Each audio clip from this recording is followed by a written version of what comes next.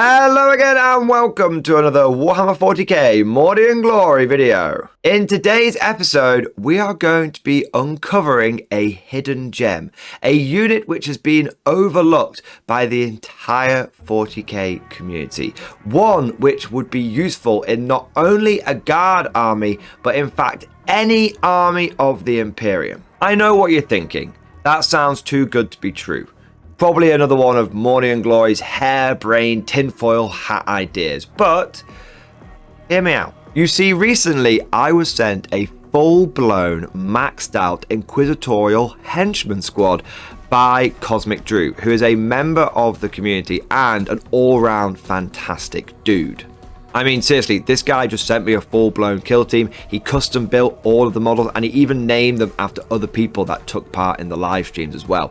Absolute Giga Chad maneuver. So please join me down in the comment section and give Cosmic Drew a big salute, a big 07. Because without him, I, like so many others on the internet, would have just dismissed the Inquisitorial Henchman as a fluffy nothing unit that had no place on a serious battlefield. But now, after using them in a recent battle report, I'm looking at how I can get more of these things in my army, because they punch well above their weight and they are far tankier than people give them credit for.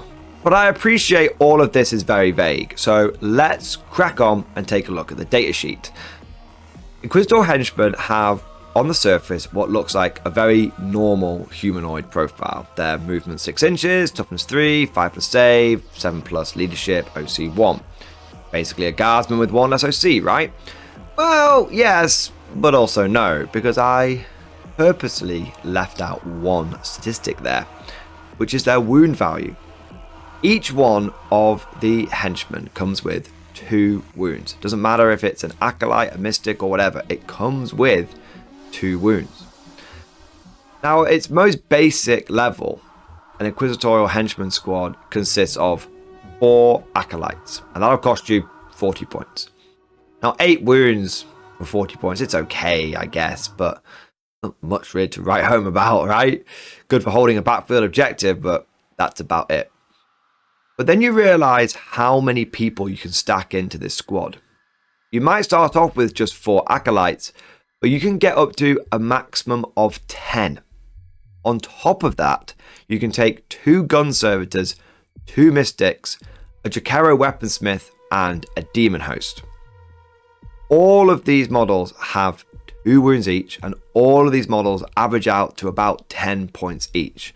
So for the full-blown Inquisitorial Henchman unit, it will cost you 160 points, and it will get you 32 wounds. Now already that's starting to sound pretty chunky, pretty low points cost for a very respectable amount of wounds. That's more wounds than a 10-man squad of intercessors, probably a bit cheaper as well. It's more wounds than a blob of guardsmen, big 20-man blob of guardsmen, more wounds than that, and only costs a little bit more. Probably costs a bit less if you take into account that most guard blobs are going to have a character with them as well. But wait, there's more.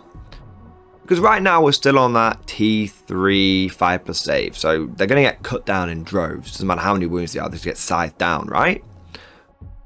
When you add an Inquisitor, even just the most basic one, this unit goes Super Saiyan. It supercharges. Because the moment that an Inquisitor is leading this squad, a whole bunch of abilities kick in. Firstly, you get the Demon Host ability, which gives the entire unit a 5+ invulnerable save. That is very tasty. All of a sudden, a third of the damage coming into this unit just stopped. That's what the 5+ is going to give you. A single 10-point model gives the entire blob that 5+ invuln. That's a very, very cost-effective investment. But then we get to the acolytes. As long as there is 1 acolyte in the unit, and that's out of 10 that you can take, the entire squad, all 16 geezers and the Inquisitor, gets -1 to be wounded. This is a huge durability boost. It's a really, really big deal. There are a number of units in 40k right now which have a similar ability. It's like if the strength is higher than the toughness, then it's -1 to wound. But this is just -1 to wound all the time. Someone hits you with a bunch of lasguns or autogun equivalents, a whole boatload of strength 3 attacks, they're wounding you on 5s.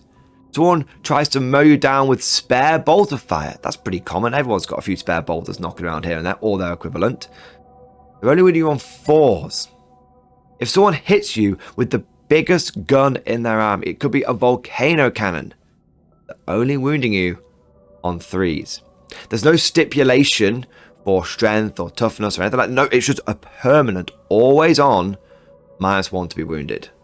And it's this combination which makes henchmen surprisingly tanky, frustratingly durable. They're not impossible to kill, but they're going to be very inefficient for your opponent to deal with, because you've got the number of wounds that warrants a high volume of fire. Someone wants to scythe you down with a bunch of anti-infantry.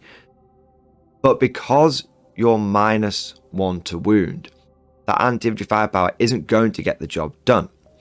So this forces your opponent to start hitting you with bigger stuff. Stuff that realistically should be going into your heavy infantry or into your vehicles.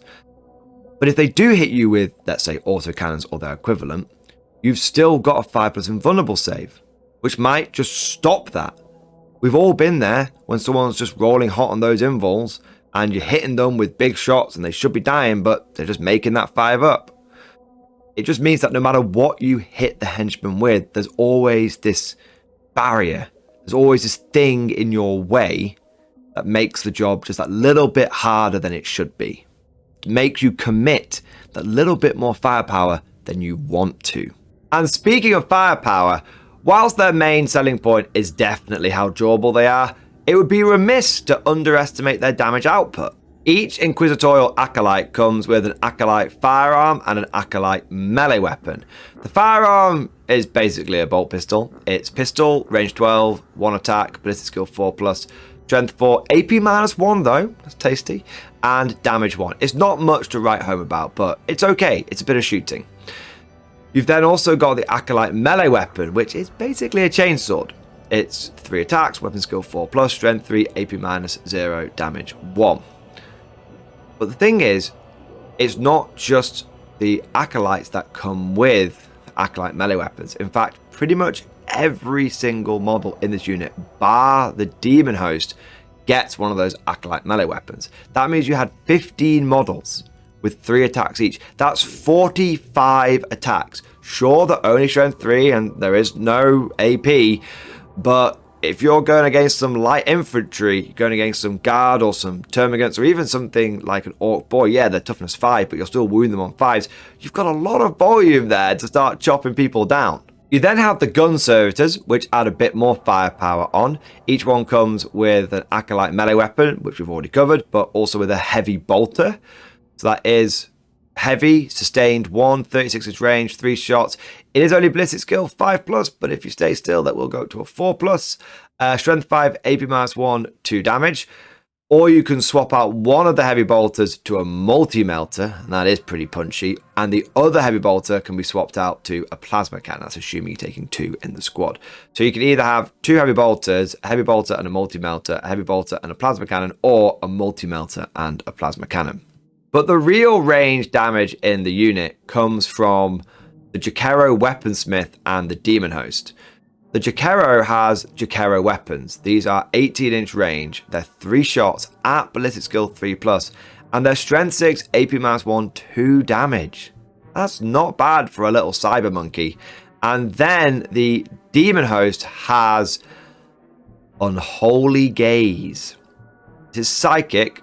It's sustained hits D3, 18-inch range. It's only 1 attack. It's only at ballistic skill 4+, but it is strength 9, AP -2, and a flat 3 damage. If this guy gets a hit on you, it's gonna hurt. But the Demon Host is no slouch in combat. He comes with Warp Grasp, which is a psychic melee attack with 4 attacks hitting on a 4+ at strength 6, AP -2, and 1 damage. That's pretty good AP and strength. and a good volume of attacks. You can also give one Inquisitorial Acolyte a plasma pistol, giving you a little bit more range, and you give one Inquisitorial Acolyte an Eviscerator, which gives you 2 more weapon skill 4 plus strength 6, AP -2, 2 attacks, and that's with devastating wounds. So there's all these little bits that you can add onto the squad that give it an alright amount of firepower and an alright amount of close combat ability as well. And if you've got that Jakero in there, the guy with the Jakero weapons, he gives the entire unit +1 to wound with its ranged weapons. So even those Acolyte firearms, which are basically just like bolt pistols, still get +1 to wound on them at AP -1. Plasma pistol and all the shots from the servitors, they are going to have +1 to wound. The Demon Host is going to benefit from the Jakero and have +1 to wound at range. Individually, these weapons don't seem like much. But when you put them all together, when you don't look at them in isolation, but you look at them all in the same unit, between melee and shooting, you have a unit which has the potential to sting an unwary opponent. And that sting is only going to get more potent when we add in our final piece of the puzzle. Up until this point, we've just been looking at this with a generic Inquisitor attached, but there's so many named ones that you can draw upon, and I think the hidden gem within the hidden gem is Inquisitor Eisenhorn. Attention guardsmen, this is an announcement by the Departamento Munitorum. Element Games is an official sponsor of the Mordian Glory channel. They offer up to 20% off Warhammer 40k and 10% off bolt action and other game systems. Use the link down in the description to save money and support the channel. Anyone not using the link will be referred to the local commissariat. Also, don't forget that if you use referral code TIM3921, then you will receive double store credit, saving even more money on your future purchases. That's all for now. Fallout! Now, Eisenhorn not only has some of the best Black Library books ever written about him, but he also has a pretty tasty datasheet. His stat line is the same as a regular Inquisitor. Movement 6, toughness 3, 4+ save, 4 wounds, leadership 6+, OC 1. It's not bad, pretty good for a human character. He comes equipped with a Artificer bolt pistol, Mind Assault, Rune Staff, and Barbaricata.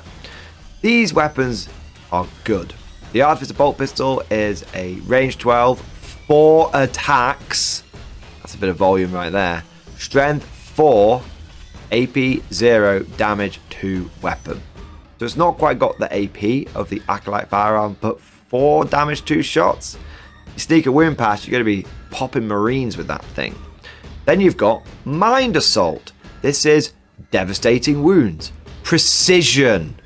You start sniping those Necron Lords out and making those warrior blobs so much less potent. Psychic and sustained hits 1 on an 18-inch range. 2 attacks, so double the chance to get those sustained hits. It's ballistic skill 3+, strength 5, AP -2, flat 3 damage. This guy is like the head popper from The Boys. He's just going to be just blowing people's brains up. Just mind bullets! And that's just from a distance. You get Eisenhorn up close and personal, and he will have 5 attacks at weapon skill 3+, strength 6, AP -2, and 2 damage with the Rune Staff and Barbaricata. And that is 1 combined profile, so he can use all of those attacks. This damage output alone is worth including Eisenhorn. He's only 10 points more than a standard Inquisitor. It's worth just putting him in there. 10 points that you've got left over at the end of your list, just upgrade that bog standard Inquisitor Eisenhorn, that's what I say. But then you get to his abilities. First one, Dominate Will.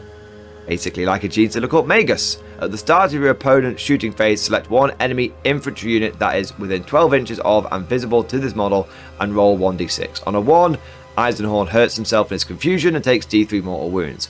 On a 2 to 5 until the end of the phase, each time a model in that unit makes an attack, subtract 1 from the hit roll. On a 6 until the end of the phase, that unit is not eligible to shoot. To be fair, the 1 and the 6 on that dice roll are kind of outliers. It'd be great if you could have stopped someone from shooting you. That makes the unit infinitely more durable. But the 2 to 5 are the more common result.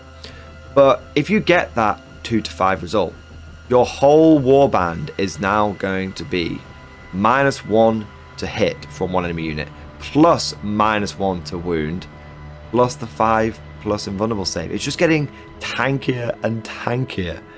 And then we get to Eisenhorn's last ability, which adds even more to the unit's damage output. The Malleus Codiceum. Very simply, while this model is leading a unit, double the attack characteristic of weapons equipped by demon host models in that unit. Not just melee weapons, all weapons. So suddenly you go down to the Unholy Gaze, which only had one shot hitting on a 4+ before, and now you're getting 2 shots. Much more reliable. And don't forget, that is more opportunities to trigger that sustained hits D3 that weapon comes with. Add that on to the fact that it's getting +1 to wound from the Jacaro, and you've got a real tasty shot coming out of this guy. Also, don't forget the Jacaro is going to help Eisenhorn with his Mind Assault as well. So he's hitting on 3s at Strength 5, A -2 with damage 3 at +1 to wound as well. There's just so much psychicness coming out of this unit. It's brilliant. And the Demon Host becomes an actual blender in close combat when it now goes from having 4 attacks to 8 attacks in combat. That's one model, one 10-point model has 8 attacks, Strength 6, A -2, 1 damage. That 10-point model is giving you a 5 invulnerable save. It is getting good long-range damage, and it's just tearing apart people in combat as well. Okay, so this is all very exciting, but it realistically comes down to one thing. What's the overall points cost? Well, we mentioned it's 160 points for the Henchman, it's 55 points for a Standard Inquisitor, and it's 65 points for Eisenhorn. So if you took the full-blown hot tamale, if you wanted a Henchman unit that could be very tanky and have really good damage output with Eisenhorn leading the whole thing, it would cost you 225 points. That's not cheap, but it's certainly not prohibitively expensive. I know some guard players will be looking at that and going, Mordian, I could get another tank for that. You could. But I wouldn't compare this to a tank. Think about this in comparison to a blob of infantry. If you're taking your 20-man Death Corps of Krieg unit and you're adding that Death Corps Marshal onto it, that's going to cost you 190 points. That's a good deal, and I like that squad. But if you get to the end of your list and you find yourself with 30-35 points left over, as I often do, and when I get to that point I often chuck a Commissar in or take some enhancement that I don't really need. Well, rather than doing that, just take the Inquisitorial Henchman. Just take that blob and swap it out. It's going to be performing the same function in your army, pushing forward and taking objectives and being annoyingly durable. But then it's also going to have some pretty good damage output between all the psychic attacks, and it's got great combat ability. One thing which the Krieg blob can't do as well. Yeah, got a couple of power swords in there, and you might be +1 to wound if you're badly damaged, but this thing can do damage in melee a lot better. Or you don't even think about it as a case of either or. You think about it in terms of both. Imagine you're a guard infantry commander, and you've got your big blobs of Krieg infantry pushing forward, and then you're like, oh well, I've run out of platoon command squads to give them a feel no pain, and I've run out of Death Corps Marshal to give them a feel no pain. Well, rather than starting to go for other infantry which you might not want, if you really want to lean into the very, very durable infantry wave that's going to come at you, Inquisitor Henchman could be a great option. It's like having 2 extra pseudo Krieg blobs. I say 2, because as far as I'm aware, with allies and agents of the Imperium rules, you can only take 2 of these blobs. You couldn't go for the full 3. But I think looking at it from a guard perspective, where we do have some very points efficient units, but then looking at it from another perspective, from the perspective of other factions like Marines and other armies of the Imperium, I think 215 to 225 points for a completely maxed out unit of henchmen is a very, very good deal. And don't forget, you've got the entirely opposite end of the spectrum, which is you go for the cheapest possible unit of henchmen, which is only 40 points, and that's something that can set an objective or can be an action monkey. Overall, I think whatever scale on the spectrum you go for, whether you go for the maxed out blob, the minimum one, or something in between, I think there is a lot to be offered by Inquisitor Henchmen and Inquisitors and Eisenhorn. Of course, all of this is just like my opinion, man. Let me know what you think down in the comment section below. Have you been convinced? Are you tempted to try one of these things out? Or do you think this is all just the ramblings of an ogre-brained madman? If you enjoyed this video, don't forget to smash that like button and also subscribe to never miss an episode. Would you like to know more? If so, then please consider becoming a channel member or patron. By supporting the channel, not only will you be doing your part, but you'll also be helping me create more content for your viewing pleasure and unlocking a whole host of perks. You get everything from a badge next to your name, custom emojis, but the big one is access to the Mordian Glory Discord server, an online community with almost 2,500 active members. It's always popping off in the MG Discord. We've got channels for army lists, hobbying, tactics, stories, and even a pretty spicy meme section as well. For all you greenhorns that wanted to see the Mordian Glory Hole, today is your lucky day.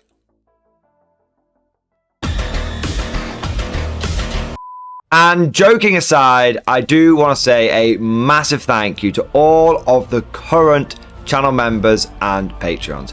You guys are amazing. Truly the lifeblood of the channel. I could not do Mordian Glory full-time without the incredible and generous support of my members. So thank you guys so much. And last but certainly not least, I want to say a personal thank you to all of my top tier Patreons. These are the War Masters, and they have truly gone above and beyond the call of duty. So a big shout out to Bon Vert, Mad Larkin, Marcus Roberts, Mark Panconi, RJ Scorpion, Swordfish Trombone, John Stubbs, Nick Walsh, Diesel Fox, and August Varney. Thank you guys so much. Your incredible generosity is a massive part of how I'm able to do Mordian Glory full time, and it is a big driving force behind the channel. But I hope you all enjoyed today's video. Thank you for watching, and of course, as always, I'll see you guys next time.